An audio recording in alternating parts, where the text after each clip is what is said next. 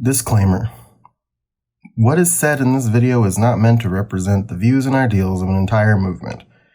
This is just me trying my best. Thanks, enjoy. These questions were asked by real white people. I can't start the video like that. Hi, what's going on? In the criminal justice system, police-based offenses against black people are considered especially heinous, or they should be. In cities across the USA, white people are confused as to what they can do or what any of this even means. These are their questions. Hi, I'm here doing another video. And this video is a kind of a different one because I'm pulling what I'm going to be talking about from other places. And I'm responding to, it's like an AMA for wokeness, basically. I had some of the people that I know ask me questions that they may sometimes they may feel a little bit uncomfortable asking in a public space. I know all of the people that have asked these questions. I love these people that have asked these questions, and for the sake of not just completely doxing their entire lives, I'm not going to tell you who asked these questions, just, for safety. I just want to, my whole theme has been education and teaching, and, I don't feel it's my job as a black person to teach, but I do feel it is something that I would like to do, and something that I would hope as a human, as a person, somebody would do for me if I was in a similar situation. So I got a bunch of questions. They're written down here, and I'm gonna do my best to answer them. It bears repeating. I put the thing at the top, but it bears repeating more than ever before. This is just me waxing about these things. I'm not an authority. I can't claim to speak for everybody. But what I can say is that a lot of people feel strongly about these things, and I have seen a lot of people agree with me. That doesn't mean it's the unequivocal truth. You just take it with a grain of salt at the end of the day. Just be decent is my advice for just everything. Be decent, be kind, be willing to listen, be willing to learn, be willing to change if you have to, and proceed. And that's it. Is it outdated when people say, "I don't see color"? The short answer is yes. The long answer is yeah. So the thing about the phrase "I don't see color" is that if you look at it just like as with zero context surrounding it, right? If you look at it, if you remove Black Lives Matter movement from it, if you remove racism from it, if you remove everything from it except for the phrase and what it is meant ideally to mean, is that I don't see color means I see everybody equally. Okay, that's cool. As an idea, as a goal, right? We're simply not there yet. That's the whole reason why it's outdated or not kind of cool to say. Because some people, I do think, who say it genuinely say it because they mean it. But a lot of people use it as a card to play against people who are arguing for Black Lives Matter, which is again, it shouldn't be an argument, but it is apparently. I don't know why. Black people, not just black people, but other people of color in this country are so far behind as far as equality goes. And somebody might look at what I just said and say, well, you're not enslaved anymore. You can vote, you can marry whoever you want to, blah, blah, blah, blah, blah. And that's true But like, that doesn't mean that there's not injustice in the world. I don't see color is a phrase that completely disregards not only the history of where our people came from, but it disregards everything that is still currently happening to them. The idea of I don't see color can only be something that is not problematic to say until everybody is on the same platform. They're on the same level. And I don't mean black people need to be here and white people need to be here. I don't mean like Asian people and then white people and then black people. I don't like black people. I mean everybody. Black people, white people. Like everybody needs to be on the same level. Just as far as how they're treated. Racism. Get it out of here. Literally. That's it. Equality. That's when you can say I don't see color. When everybody's good. That's when you can say it, quite frankly. But it's not something you can say right now. Because it completely disregards the fight. And it is a fight.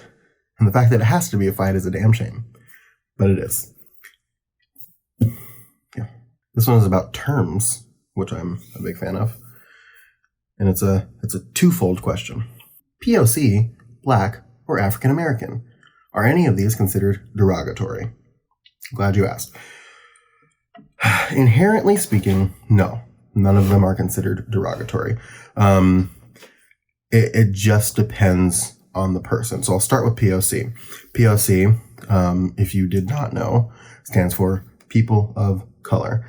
POC is not a blanket term for black people specifically because it is people of color. Black people aren't the only people of color in our country. So if you are using POC to refer specifically to black people, that's the wrong way to use it. POC is a better term to use instead of the term minority these days. Minority is a little bit othering in some ways as a term now. So I would not use that term. But POC, people of color, is a term that people use a lot to describe that group of people. As far as Black and African American, that one is a little different because not all Black people are American. First of all, that's key. You wouldn't go to England and call a Black person from England African American. That's just, you wouldn't do that. African American is a term used specifically for people who can trace their ancestry all the way back to Africa. Because when the people who were brought here from Africa against their wills, it's very important to note, when they were stolen, when they were brought here, a lot of records, a lot of stuff got lost and burned and destroyed. And so there is an entire swath of people who do not know where in Africa they came from, how far their family goes back. They a lot of times they barely know what person was brought here that ties them to their family. So it's a hard thing to do. I think African American is a very specific term. Black is not a term, and this is me. I don't think the term Black is offensive personally. It's a color. It's kind of like I don't go up to like a white person and say, "Oh, are you German American? Are you Italian American? Are you Irish American?" Like that's not something that people say to white people. Black is kind of that same blanket term. People use it constantly, like within the movement. Like that's the name of the movement is Black Lives Matter, right?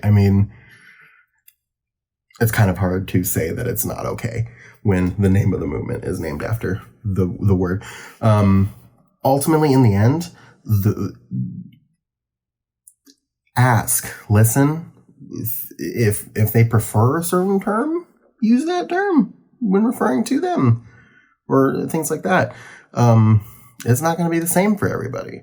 But as far as I go, I think the term Black is fine. Second part of the question. Is it better to say enslaved or indentured servants rather than just slaves. That is one that I think has been getting a lot of traction recently. Because if you think about it, the term slave, and even indentured servant, like those terms are nouns. Person, place, thing. It's a noun. It is bestowing, like you are making them that thing by saying that, right? So that person is a slave. You have now assigned to them that value. That is what they are. That's just what they are. Enslaved is not a noun. It is an adjective. Enslaved, they were forcibly enslaved. They are enslaved people. That is an adjective, so it is kind of describing a detail about that person. So yeah, kind of hard to deny that they were enslaved. That's what they were. Like, either you can't beat around the bush about that. That's what they were. But that is not what they were, if that makes sense. Calling somebody a slave, again, it defines what they are because it's a noun. It is what it is. It is the person. The act of being enslaved does not make up who they are as a person. There's so much more. And so it is better to say that than it is to just say slave. Now, even I slip, like I slip up sometimes, and I say it too. There was a video I did. If you go back, there's a video I did where I said they were slaves. We were slaves. Like that, like it's hard, right? When you know something for such a long time, and then suddenly, it changes. But that's what makes us humans, right? Is that we say things and we do things that are not necessarily the greatest, and then we have the ability to change and learn from those things. And so you change your language when you understand that language that you have said in the past is bad or wrong. And you learn and you do and you move on and you just kind of follow. And that's really the easiest way to do it, is just be willing to learn about stuff like that. So yeah, enslaved. They were enslaved. It's better to say. For the people who think we can solve centuries of racism with love and open hearts, why is that wrong, and how can we explain that to them? That one's tricky. The thing about the whole love and open hearts thing is that we tried it, y'all. Like, we tried to do that. We tried. We tried to exist. We tried to live. We tried to be peaceful. We tried literally everything. Everything. And it still got spat back in faces, right? You know what I think about that question is that, honestly, on a technical level, on a macro level, high level, we can, right? We have to, like, we can solve racism with love and open hearts. That's the beauty of it, right? Is that if everybody just loved each other equally, if everybody just had an open heart for people and just accepted people for who they were and didn't judge people based on the color of their skin or who they loved or anything like that, we would solve just a fuck ton of problems. Like, you understand. So on a high level, yeah, we can. Problem is, we don't have, like, people don't. If you're watching this, you have probably had a conversation with some brick wall of a person on Facebook or Twitter or wherever fine books are sold. You've probably had an argument with somebody who just will not bend at all in any direction about their opinions, about what they think, about all kinds of stuff. I had a discussion with somebody on Facebook on the Arizona Cardinals football team page, official page, about the protests and stuff like that. And this person really commented on this thing that said one of the players on the team, who was black, should just shut up and play football, basically, which is exactly what they told Colin Kaepernick back when he was kneeling, back when that was tried to be peaceful. Again, tried it. Didn't work. Said it was the wrong way. What's the right way? What's the right way? Tell me. I'm waiting. some people are just unmovable, and you hate to say that, but that's just the case. Some people just don't respond to anything, not force, not love, not patience, not peace, not anything. Because if you have a mindset that is rooted in the same hatred and nonsense that our system is rooted in, then every single attempt by the other is going to look like aggression to you. So that's why right now, that's why it can't be, because because people are people, right? People are people, and there are wrong people. 100% there are wrong people, but I mean, that's just how they're going to be.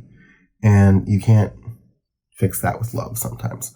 So that's why you have to do your best to fight on a higher level and change the system, knock the system down, so it so it just uproots those people and forces them to either get right with it or get gone, basically. That's all it is.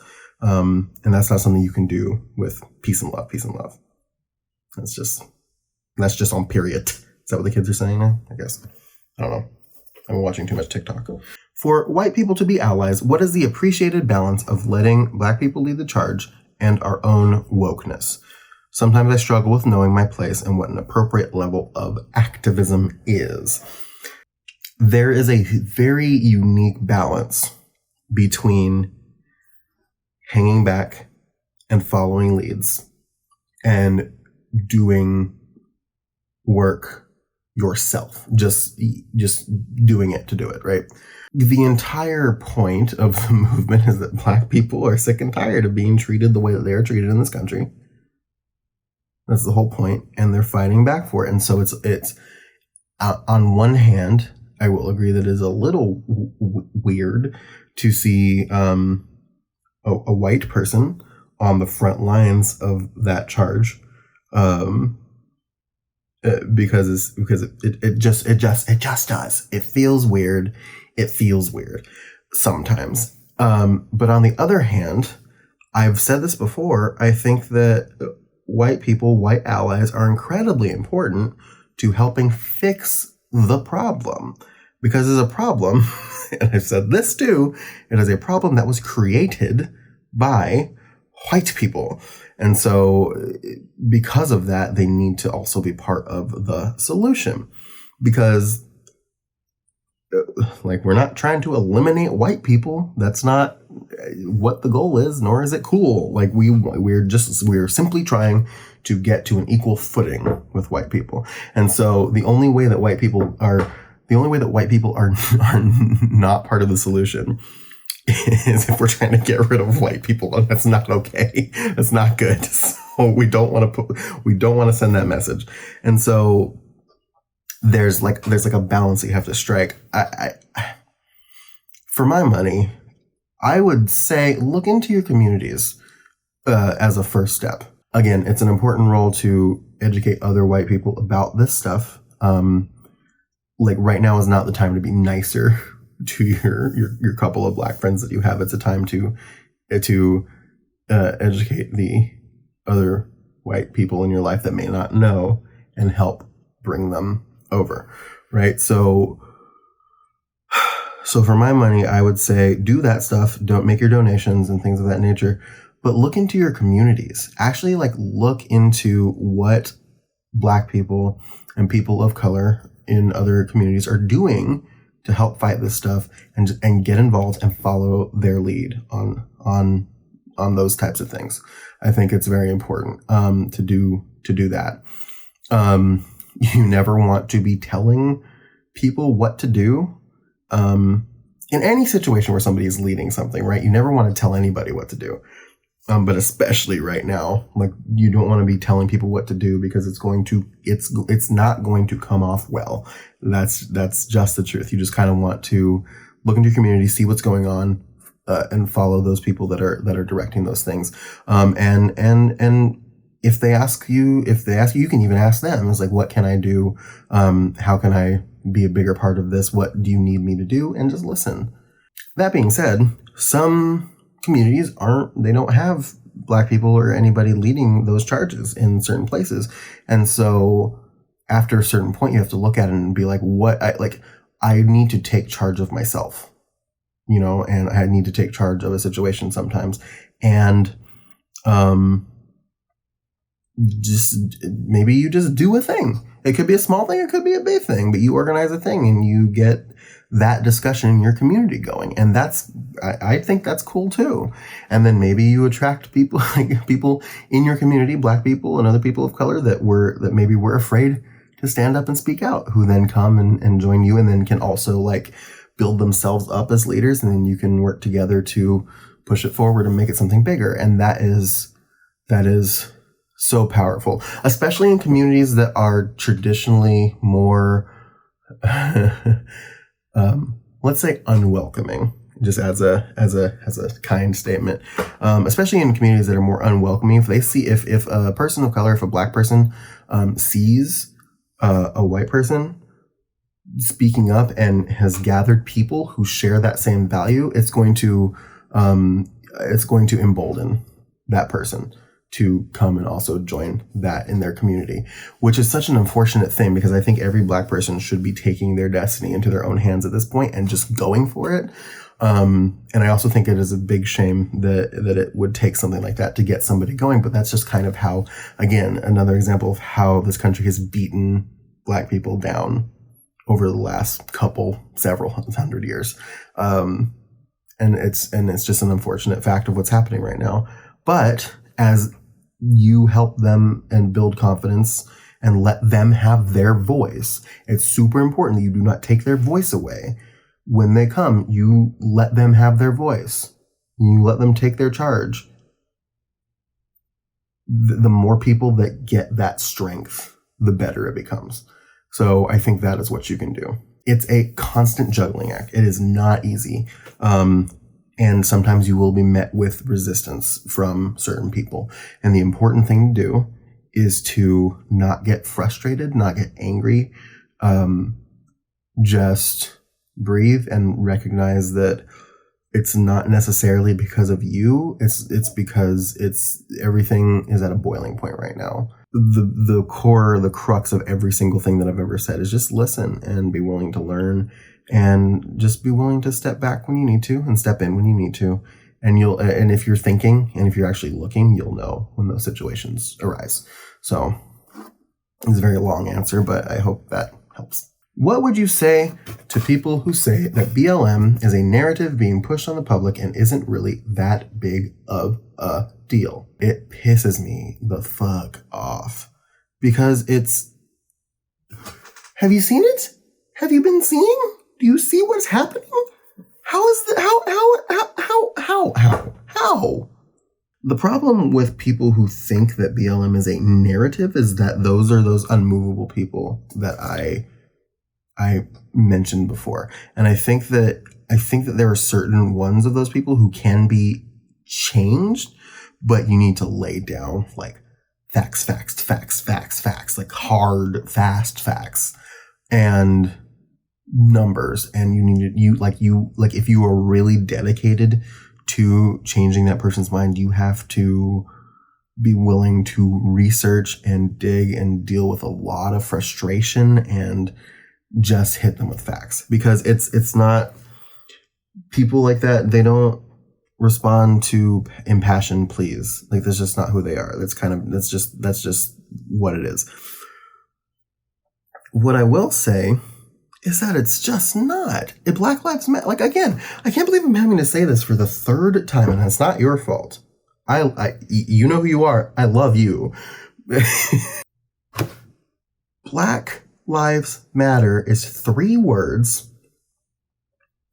Nothing here, nothing here, nothing in here. It's just with and without context. It is 3 words that mean what they mean.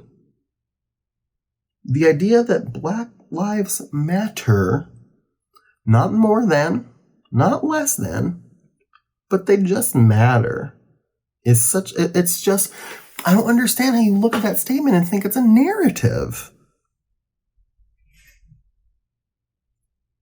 Like, it's people. You are talking about humans. And you were willfully ignoring hundreds of years of history and verifiable truths about what has been done to Black people in this country up to and including right now. And you dare tell them that all lives matter. Sure they do. Sure they do. Of course they do. Problem is, you don't seem to think so. Truly, you don't seem to think so.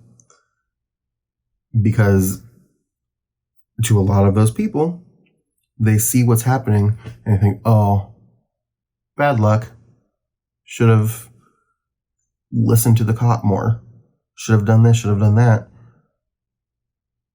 I don't know what to fucking tell you if your heart is so broken that you see the things that are happening in this country and you don't think that they need to be fixed. If your argument to look at all these Black people are getting killed as well, look at all these white people are getting killed, and you still don't think it's a problem that needs to be fixed. Like we're reframing the situation to be about white people, like it always is. And you don't see that as a problem that police are killing that many white people. What the fuck is wrong with you? There's, and I could go on about that whole thing for a while, and I did it's just, fuck. I don't understand. I don't understand how your heart is that twisted and your brain is that twisted that you look at the term Black Lives Matter and you think it is a narrative being forced upon you instead of a call for equality and justice.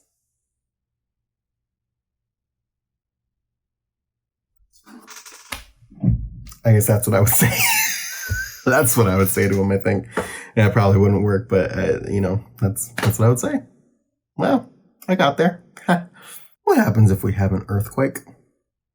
That's a very strange question. If you look at it just on like the surface, what happens if we have an earthquake?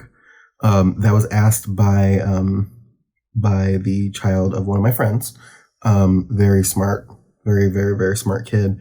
And I asked for a little bit of clarification. And it was enlightening because kids are just super smart. Like, we really do not give kids enough credit for their intelligence. The question was, so we live in Seattle, we live in Washington, and there, earthquakes happen here and stuff happens here. We live near an active volcano. Like, that's Mount Rainier is a volcano. Like, any day now, essentially. I found out that they sell lava insurance depending on where you live. Like, it's insane, right? What if we have an earthquake? It was a striking question to me because the adults I've found as they get older not only lose their imagination, but they lose their capacity to hold information and hold important things in their heads, right?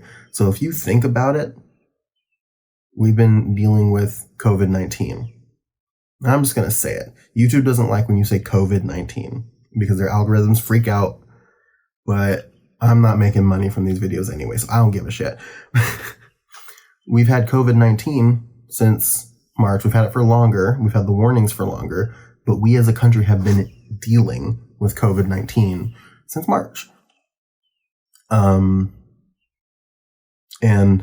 everybody was quarantining, and then people got tired, and then they started protesting about the quarantining, and then more people got sick, and then our numbers keep on spiking, and it's a constant thing. And then George Floyd got murdered. And that was a catalyst for a a lot of things getting rolling as far as that went. But then everybody went out, started marching, and then people stopped talking about COVID, right? And they stopped thinking, like, a lot of people just kind of stopped thinking that it mattered. And the world slowly started to shift back to normal. People are entering phases, like phase 2s everywhere, and going back and opening businesses up again, and like going back to the thing, and more and more people are feeling more bold and not wearing masks and just going back to like their routines, and we forget. And the question, what happens if we have an earthquake, is derived from the idea that, like, what if something bad happens somewhere, and then what happens? Like, what if something bad happens? What if we have a really bad earthquake here? Do we just suddenly forget about racial injustice and systemic police brutality and things of that nature? Do we just move on and then it gets lost again? It's a very scary, difficult question, because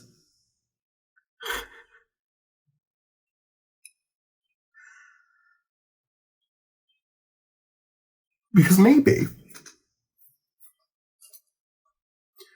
society is fickle. Adults suck.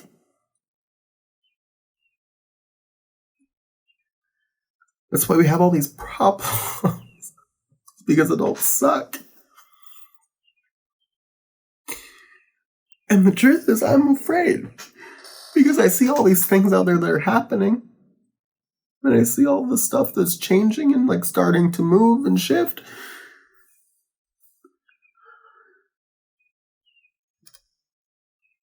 But like, what if people just forget again? And then we have another fucking hashtag in the news. And then it all goes in another circle. I am so tired.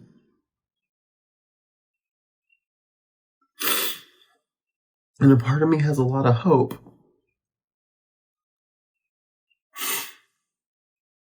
That this time is different.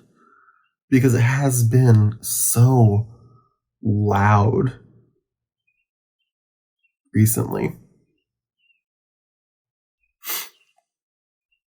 But then there's another part of me that's a pessimist who's seen it fall by the wayside before, who thinks that maybe it's just loud because of COVID and people have nothing better to do, and now that the stuff is about to open back up, we're going to go back to it and this is going to happen all over again. I don't know. I wish I knew. I really do, because we can't just keep telling kids, I don't know. Like, after a certain point, we just have to start doing something. And I'd like to think that people are. And I think all you can do on an emotional level is have hope. Just have that hope that it's different this time. And to not let setbacks deter you and keep you from moving forward. You have to keep hoping. And then you have to, as an individual, it doesn't matter how old you are, as an individual, think about things that you can be doing to prevent the attention from drifting away. Because if you remember, even if you force 1, 2, 3 people to also remember, that's 3 more people that didn't forget. And I'm going to do my best to make sure that nobody ever forgets and everybody keeps looking at it. I keep on saying it, keep your eyes open, never stop looking. I'm going to do my best to keep that alive. And you have to do your best too. You who is watching this, you who asked this question.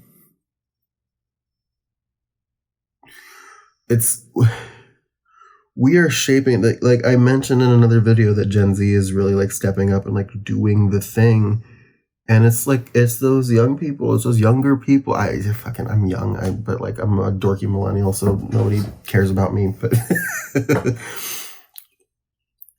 but like we have to shape this world into a world that we can be proud of, right? And at the end of the day, it's gotta be the people that are inheriting it that step up and do it. And it's finally happening. I know we have a twisted system right now as far as our politics go, but like voting and things of that nature, it's so important to do. Once you can, you have to do this. Take this energy that you have right now and go and do it. Because it's not just the president that you're voting for. We don't have great options on either side coming up in November, right? But that's not all that's up on the ballots. That's not all that's ever up on the ballots. You know, a third of all of the seats in Congress, it's like something like a third of Senate seats, and like most of, if not all of, I'm sorry that I'm stumbling on this because I knew this a second ago, but my brain is a piece of toast at the moment. A lot of Congress seats are up in November. And they are up a lot of them are up every 2 years. And local laws and other things of that nature, voting on those things are incredibly important. And those are the things that are going to shape what happens. Doing things on a local level and building up. Like, it's really nice to think of starting from the top down, but sometimes it just doesn't work that way. And so you build small and you build up, and that's basically what you have to do. And this went on in a long-winded direction. But what happens if we have an earthquake? Deal with the earthquake, but don't let people forget about the other stuff too. Again, we're dealing with all of this stuff, this racism and this systemic injustice and all this other things like that. But don't let people forget that we're still in the middle of a fucking pandemic. And you still need to be wearing your mask. You always needed to be washing your damn hands. Don't let people forget. That's what you can do on a personal level. On a grander level, the answer truly is for me, and I'm sorry to say it, I don't know. But on a personal level, be loud. Be so loud. Be loud. Like, just do that. Don't let people forget. How do you really feel about Juneteenth? It was originally started in Texas, and it spread to be a national celebration, though it's not a federal holiday, and it should be. The Emancipation Proclamation had been about 2 years before that, and so the Juneteenth was a celebration of the enslaved people being free in Texas, and that was a huge deal at the time. And so that's where that came from, and it originated in Texas, and it spread nationally. So as a holiday, I think it should absolutely be a federal holiday. I think we should celebrate it more regularly. I think more people should know about it. But you have to understand a few things about your boy Abraham Lincoln and the people that were in office after him that are not great, and honestly allowed for Confederacy and racism to hide in plain sight and leak into today. Right? Abraham Lincoln was not some like rad dude who was just like, hell yeah, black people. See, like, he wasn't. Abraham Lincoln was not necessarily for the freedom of the enslaved people. He was all about the idea of preserving the Union, because the South split off, and then we had the war, and then his whole thing was, we need to preserve our Union. He said if he had to free all of them to preserve the Union, he would do it. He said if he could keep them enslaved to preserve the Union, he would do it. He said that if he could keep some of them enslaved and free some of them, that he would also do that as long as the union was preserved. And he also presented the idea of just taking everybody and sending them home, sending them back to Africa. So he was not like the cool dude that everybody like thinks of him as. He's not some like messiah figure for freeing people, for freeing the enslaved people. He just did it. He did it for a very specific reason. And then he got assassinated. And then Andrew Johnson became the president and ruined everything. And it just honestly, I'm not going to do this work for you. I just want you to specifically look up what Andrew Johnson did after Abraham Lincoln was assassinated, and just look up what almost every president after him, up to like Reagan, up like what they all did to not necessarily re-enslave everybody, but to make it that much more difficult for Black people to exist in this country. It is sickening. Just look it up. Like I said, I'm not going to help you on this one. You need to do that. You need to do that yourself. It's bad. Look it up. But that was a long way to say, yes, I love Juneteenth.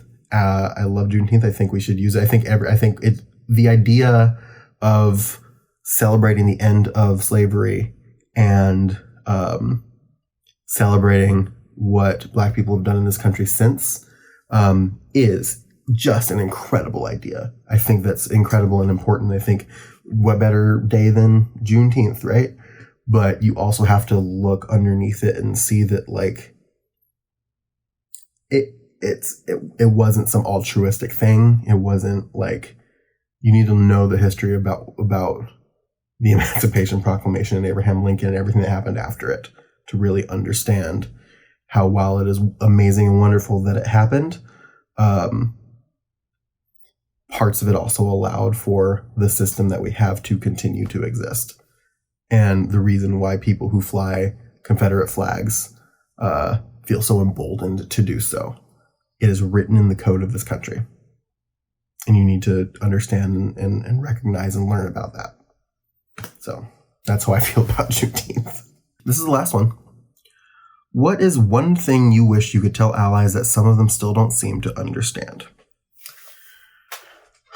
This one, depending on the person, can be a little uncomfortable. But and this is something I've seen floating around on social media and everywhere else, and but I want to say it here because it's incredibly important. And I'll just say it verbatim for one that I saw on Facebook a couple of days ago. It is not enough to just be not racist. You have to actively be anti-racist. You have to actively fight to find it, weed it out, uproot it, and get rid of it. And that's just the simple truth. I know, a lot of people, I know a lot of people that are not racist, which, great job. Continue to be not racist. Keep going. Love that. Love that for you. Yeah, finger guns. Like, I'm all for it. Like, I'm proud of you. Just don't like that. The problem is that I also know a lot of people that are not racist, that are not anti-racist, which being anti-racist does not mean that you're just like, oh, racist people shouldn't be racist under your breath. That's not being anti-racist. Anti-racist is fighting to eliminate, to teach, to heal. If you can, yes, absolutely, always. But if you can't, pluck it out. You see a lot of people who post racist stuff on Facebook, companies, business owners, people who work places who post racist, egregious, horrendous things on social media, and then they get put on blast and they get fired, or people stop using their business. And a lot of people see that as extreme, but consequences, right? Everybody's so worried about the consequences of actions, and then they face them. I don't want to do business with a racist person. Never ever do I want to do business with a racist person. Why would you? If you are not racist, Why would you want to do business with a racist person? Why would you want to work with a racist person? Like, it doesn't make any sense to me. You have to be actively anti-racist. If you're racist and you're vocal and you get fired, it is 100% your fault. Like, that's what it means to be anti-racist. It means to call these people out. Call them out. Stop it. Make them face consequences. Like, you do have to do those things to be anti-racist, and it's uncomfortable. It's hella uncomfortable, super uncomfortable. But I don't make the rules. So that's what I would want to tell allies that some of them do not seem to understand. It is not enough to be not racist. I'm glad that you are. So glad that you are. But you have to be actively anti-racist as well. And again, like I said, that was the last question. I'm done for this video. I kind of like that. If you have other questions, please send them to me. If you have my Facebook, you can ping me on Facebook. If you have my phone number, you can text me. If you're just subscribed to me on YouTube, you can send me a message on YouTube. Everybody's identities will be protected. And maybe I'll do another video soon. One of these. But yeah, I'm going to start doing fun videos again. I decided that I'm going to allow myself to have fun again. So those will start coming back, but I'm still going to be doing videos like this to supplement them. Yeah. This is me awkwardly ending another one of my videos because I don't know how to end them. Bye.